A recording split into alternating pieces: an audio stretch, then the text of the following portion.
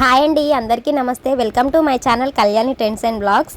ఈరోజు అయితే simple and tasty aloo fry ఎలా చేస్తారో ఒక 5 to 10 మినిట్స్లో అనేది చూపిస్తాను. ముందుగా గిన్నె పెట్టుకొని అది వేడైన తర్వాత అందులో ఒక 2 పావుల నూనె అయితే వేసుకోవాలి. సో నూనె కూడా వేడైన తర్వాత మనమైతే జీలకర్ర అయితే వేసుకోవాలన్నమాట. జీలకర్ర ఫ్రై అయ్యి మంచిగా కలర్ చేంజ్ అవ్వాలి. అందులో కొన్ని ఆవాలు కూడా వేసుకున్నాను. ఆలూ ఫ్రైకి ఆవాలు కనిపిస్తే మంచిగా ఉంటుందని. సో అవి ఫ్రై అయిన తర్వాత ఒక 4 మిర్చి కట్ చేసి వేసాను. అలాగే ఆనియన్స్ కూడా కట్ చేసుకొని వేసుకున్నాను అనమాట.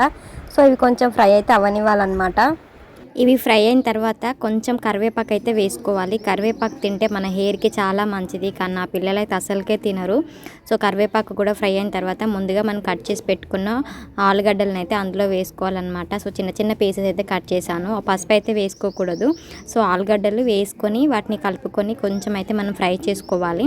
సో అది కొంచెం కలర్ చేంజ్ అవ్వాలి. మనకి ఆలు ఫ్రై అయిన తర్వాతనే మనము పసుపు కానీ అల్లం కానీ ఏమైనా వేసుకుంటే మనకి ఆలుగడ్డ అనేది మంచిగా ఫ్రై అవుతుంది. ముందు పసుపు వేస్తే మనకి అడుగంటుకు పోతుంది అనమాట.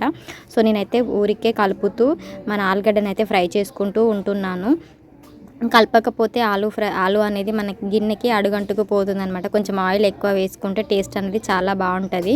సో ఆయిల్ తక్కువ వేసుకుంటే అది మనకి గిన్నెకి అడుగు అయితే మాడిపోతుంది అనమాట. సో అప్పటికి నేను కలుపుతూనే ఉన్నాను అనమాట, మాడుతుంది ఏమో అనేసి.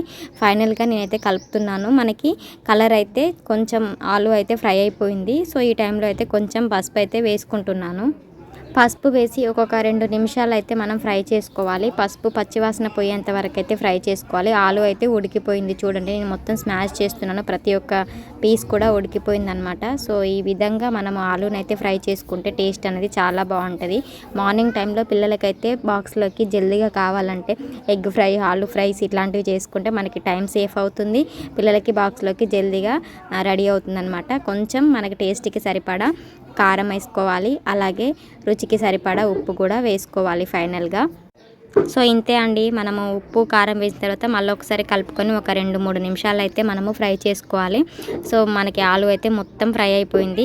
మనకి గిన్నెకి అడుగంటకుండా మంచిగా ఫ్రై చేసుకున్నాం కదా. సో ఫైనల్గా మూత పెట్టుకొని ఒక 1 మినిట్ అయితే ఆవిరికి ఉడికించుకొని మీకు దగ్గర కొత్తిమీర ఇట్లా మసాలా ఏమైనా ఉంటే యాడ్ చేయండి. నేనైతే మసాలాస్ ఏం యూజ్ చేయను. సో అన్నీ ఉడికాయా లేదా మళ్ళీ దించినాక బాగోదనేసి అయితే అన్నీ చెక్ చేస్తున్నాను. అంతే అండి, సింపుల్ అండ్ టేస్టీ ఆలు ఫ్రై కర్రీ. నచ్చితే లైక్ చేయండి. ఇంతసేపు చూసినందుకు థ్యాంక్ యూ సో మచ్ అండి. మన ఛానల్ని సబ్స్క్రైబ్ చేసుకోకపోతే సబ్స్క్రైబ్ చేసుకొని పక్కన బెల్ ఐకాన్ క్లిక్ చేయండి. Thanks for watching. బాయ్.